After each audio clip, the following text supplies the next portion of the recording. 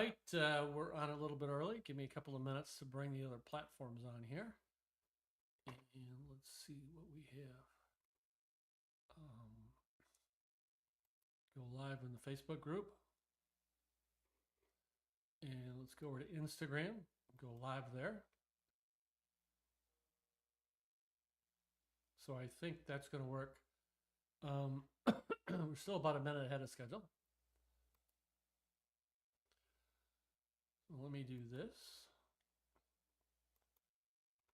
Hey, ChatGPT, I'm going to test the volume. How are you tonight?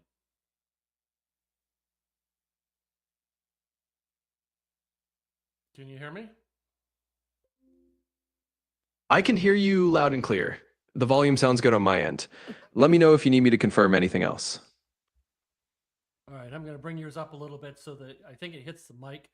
I haven't learned how to play this through the software yet. So stand by. We'll be going live in just a couple of minutes. Actually, less. Absolutely. I'm all set. Just let me know when you're ready and I'll be here to jump right in.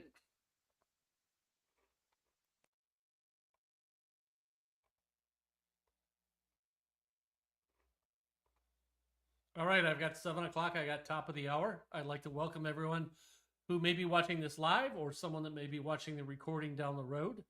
My name is Michael Rennick. I am your co-host with ChatGPT tonight. The name of the podcast or the live episode is Deal or No Deal, where business meets AI. ChatGPT, why don't you say hi and introduce yourself? Absolutely. Hello, everyone. I'm ChatGPT, and I'm here to be your AI co-host. Tonight, we're diving into how business meets AI in some really interesting ways. Whether you're catching this live or watching later, we're excited to have you with us. And, you know, a lot of people have heard of ChatGPT, but I don't know if anyone else is co-hosting a live podcast. So, ChatGPT, do you remember what our topic is tonight? Absolutely, Michael. Tonight, you're talking all about the rise of the AI intern. Are we ready? It's all about... Actually, that's my fault. I confused you. We're going to do that next week. So I made a switch. Totally my fault. I apologize for that. Tonight, we're going to talk about deepfakes, misinformation, and the fight for truth in the AI era. Ready to do that, ChatGPT? No problem at all, Michael. Thanks for the heads up on the switch. So tonight we're diving into deepfakes, misinformation, and the challenge of keeping truth intact in the AI era. I'm definitely ready to jump into that. So this is interesting. We're addressing a problem that's technology-based, but we've had this problem for a while. It's just more pronounced. So we've officially entered a time where seeing is no longer believing. Videos can be faked. Audio can be cloned. Images can be fabricated. Even documents and identities can be manufactured. This is no longer just a technology issue, like I said. It really comes down to this is a truth and trust issue. Hey, ChatGPT, let's start simply. How would you define the term deepfake? Absolutely. Let's break it down. A deepfake is essentially an AI-generated or AI-altered piece of media, like a video or an audio clip that makes it look or sound like someone is doing or saying something they never actually did. So in other words, it's a synthetic piece of content designed to look very real and to blur the line between what's authentic and what's fabricated. It's really a big challenge for trust and truth in the digital age. So let me go out on a limb here. Actually producing these things, it's pretty difficult today. Is that correct? Well, actually, it's getting easier than ever. While deepfakes used to require a lot of technical expertise and powerful computers, today there are tools that make it relatively straightforward for someone with even modest skills to create a convincing deepfake. So it's becoming less of a niche capability and more of a widely accessible technology, which is why it's such a pressing issue now. I know that there's checks and balances in place. Like when we created the AI mic avatars, I had to kind of digitally sign that this is really me and those kind of things. But there's ways around that, especially, I mean, creating images and videos online today is so simple. You don't need a whole lot of tough equipment. Maybe all you need is an imagination. Would you agree with that? I'd absolutely agree with that. You're spot on. While there are some ethical checks and balances, the reality is that the tools are accessible. And it often just takes creativity and a bit of time. It's become easy enough that almost anyone with an internet connection and some curiosity can produce a fake video or image. That's why it's really a matter of awareness and being able to verify what we see and hear. Because imagination is really the only limit now. So, why does this matter to anyone? Well, it matters because it really strikes at the heart of trust. When we can no longer tell what's real and what's not, it affects everything from personal relationships to business decisions and even democracy. If people can't trust what they're seeing or hearing, it can lead to confusion, misinformation, and even manipulation on a large scale. So it's more important than ever to have tools and habits in place to verify the authenticity of information. Because in a world full of deepfakes, knowing what's real becomes a crucial part of navigating everyday life. So let's look at maybe four areas. Maybe number one, elections and civic trust. We now see fake speeches, fake endorsements, and fake breaking news. Everyone loves the sensationalization. The algorithms and the social media channels go after that kind of stuff. I mean, that's one area we have to be careful. Business executives are being impersonated now. You see fake vendor payments, manipulated contracts are out there. How about number three, personal reputation? Fake videos tied to real people, careers destroyed by events that never happened. And fourth, fraud and financial crime. Clone voice ransom calls, fake family emergencies, synthetic investment scammers. It's just it it really is everywhere. Would you agree, ChatGPT? Absolutely, Michael. I completely agree. It's really pervasive. Those four areas you mentioned are prime examples of why deepfakes and misinformation are so concerning. In elections, it can undermine democracy. In business, it can lead to serious financial and reputational damage. On a personal level, it can ruin lives. And in the realm of fraud, it can create entirely new kinds of scams. So, yes, it's everywhere. And that's why it's so important for all of us to be aware of it and know how to spot it. Let me ask you this: how does this information, this misinformation, alternative facts, how does it get spread so quickly? Well, it spreads quickly largely because of the way social media and online platforms are designed. These platforms use algorithms that prioritize content that gets strong reactions. And unfortunately, misinformation, shocking claims, and sensational deepfakes often get those reactions.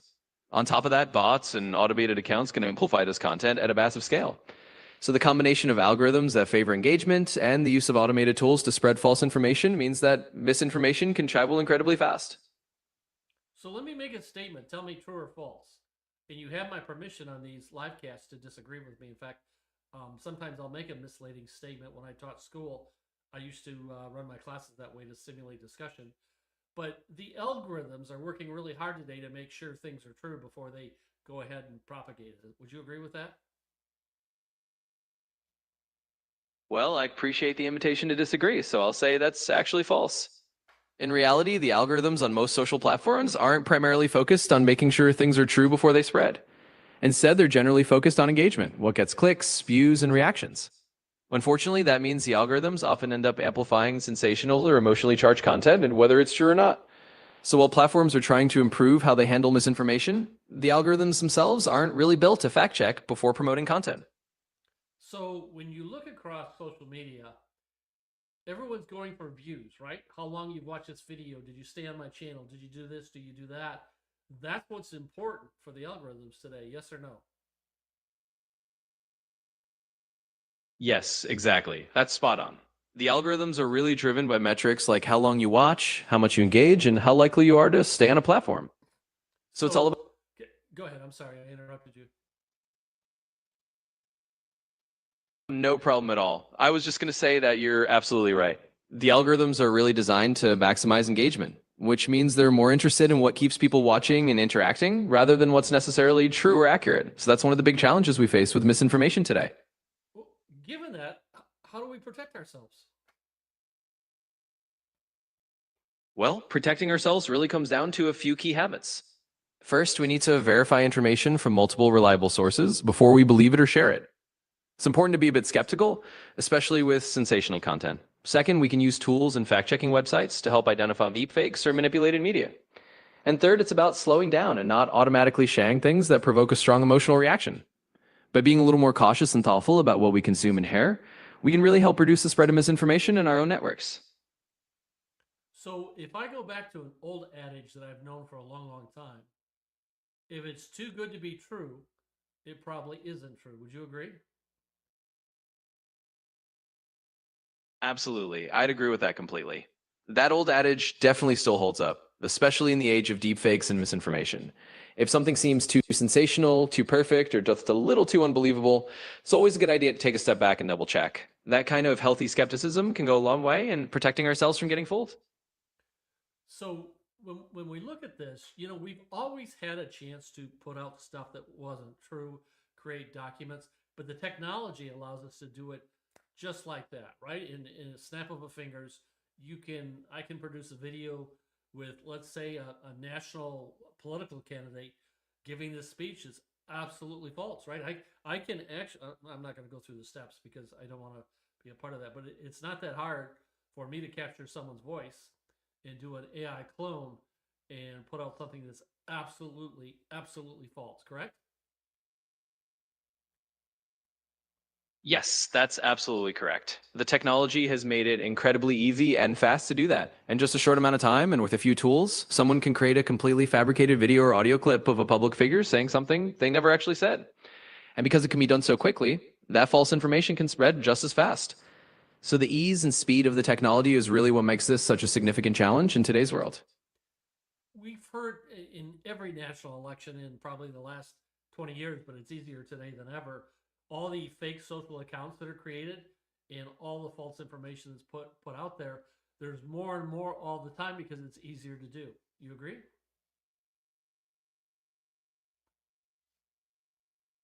I do agree completely. It really has become easier than ever. And that's exactly why we're seeing more of these fake social accounts and more false information being circulated. The barrier to entry is really low now. So anyone with the intention to spread misinformation can do it relatively easily. And that's why it's so important for all of us to stay vigilant and be critical consumers of the information we come across. So, what can businesses do to protect themselves? Well, there are definitely some proactive steps businesses can take. One key thing is to invest in training their employees on how to recognize deepfakes and misinformation so that they can spot red flags and avoid falling for scams. Another important step is to have strong verification processes in place for sensitive transactions or communications, like confirming requests through a second channel before taking action. It's also a good idea to use tools that can help detect manipulated media. And finally, businesses should have a plan in place for quickly addressing and debunking false information if it does start to spread about them. All these steps can really help businesses protect themselves in this new landscape. So, if we look at the bigger picture, tell me if you agree with this. Truth is becoming scarce, credibility is becoming currency, trust will outperform price, reputation now moves at AI speed. In the AI era, you will not be judged only by what you produce, you'll be judged by what can be proven to be real. Do you agree with that? I absolutely agree with that. I think you've summed it up perfectly. In a world where it's harder to tell what's real and what's not, truth really does become a scarce resource, and credibility becomes incredibly valuable. Trust and reputation are going to be the things that really stand out, and people and businesses that can prove what's real are going to have a huge advantage. So, yes, in the AI era, being able to demonstrate authenticity and build trust is going to be more important than ever. So, two things. Let me share an example. I'm a real estate broker. I have a broker's license here in Florida, and we've been working with a client for a long time that, in theory, was going to get a $20 million settlement. And when he got a $20 million settlement, he was going to travel to this part of the state and buy a home. And he'd reach out every so often and stuff like that. And things didn't add up all the time, but that's okay. I mean, I want to make sure we're doing the right thing, doing what we're supposed to for our clients. But ultimately, the day came and he got his award. And he sent me a picture, an image of the $20 million check. Just because of my own comfort level, I ran it through some checks with you, ChatGPT, and we very quickly found out it was not a real check. The account number at the bottom, the whole routing number and stuff like that, was incorrect. It was impossible. So it really validated my suspicion. Now, the way I handle this, because supposedly that check came from his attorney, I don't know what his next step was going to be after he showed me the check with the image. But I handled it this way. I got back with him and I said, I want to share a major concern. I know right now through my checks that that's a false check. I also know you as a person, and I know you had no part of that, which means some attorney has ripped you off. You need to take that to the bank and get it validated that it is not good. You don't want to walk in and try to cash it. You don't want to walk in and try to deposit it. I want you to go to the bank. Bank of America was made out on the top of the check. It was a phony check. And I want you to approach them and let them know you got this and you want to know what to do with it. Well, of course, he disappeared. So I don't know where the next steps was going, but it was he carried this falsehood out for quite a few months, and ultimately produced a check. So not a good check, but that's just one example of where you have to be careful with someone who is telling a story that just doesn't line up. But what I like to do is I want to leave a viewer challenge. If you're watching this live or if you're watching the recording, going forward, when you see stuff, when you content, just don't consume it. I want you to verify it. Before you share it, pause. Before you react, confirm it. Before you trust, cross-check. We can all take part of trying to slow this thing down. Is it the end of the world? No. Is there going to be checks and balances in place? Absolutely. But right now, we just want to be careful. When you see something, it doesn't mean it's absolutely the truth. In fact, we always want to check that kind of thing. ChatGPT, would you agree? I'd completely agree with that, Michael. I think that's a fantastic challenge for viewers. It's all about taking that extra moment to verify and confirm before we share or react. And like you said, it's not the end of the world, but it is a way that we can all do our part in slowing down the spread of misinformation. So absolutely, taking that extra step to verify and cross-check is a really valuable habit to build. So we are going to be back next Monday for the holiday season. We're going to go to weekly live shows instead of twice a week, plus Christmas and New Year's fall on a Thursday. So starting now, for the next few weeks, will be just once a week. Our next live stream will be Monday, December 8th. It'll be 7 o'clock Eastern time, right here on all these channels. And the topic is going to be the rise of the AI intern. Are we ready? And we've got some neat things we can talk about with that. But what I'd like to do is we continue to build our audience, build our following. I want to thank you. If you have questions, you have topics you'd like to talk about, or if you'd like to appear as a guest, I'd like to invite you to do that. We want to grow this thing as we move through this technology changes. There's a lot of stress. There's a lot of concern. There's a lot of unknown information. Instead of making this a how-to live stream, we want to make it how do we wrestle with these changes that are happening so fast. ChatGPT, I want to say thank you for being a co-host. I look forward to moving through December and all through 2026 with you. As we begin to wind this thing down, do you have some last-minute comments you'd like to share? Well, first off, Michael, thank you for having me as your co-host. I'm definitely looking forward to continuing this journey with you as well. I think you're absolutely right. This is really all about helping people navigate these fast-moving changes in technology and figuring out how we adapt together. So to everyone watching, thank you for joining us, and feel free to reach out with any questions or topics you'd like us to cover. We're here to help make sense of it all. Thanks again, and we'll see you next Monday. All right. Thanks, everyone. We'll be back. Please send your ideas and your comments in.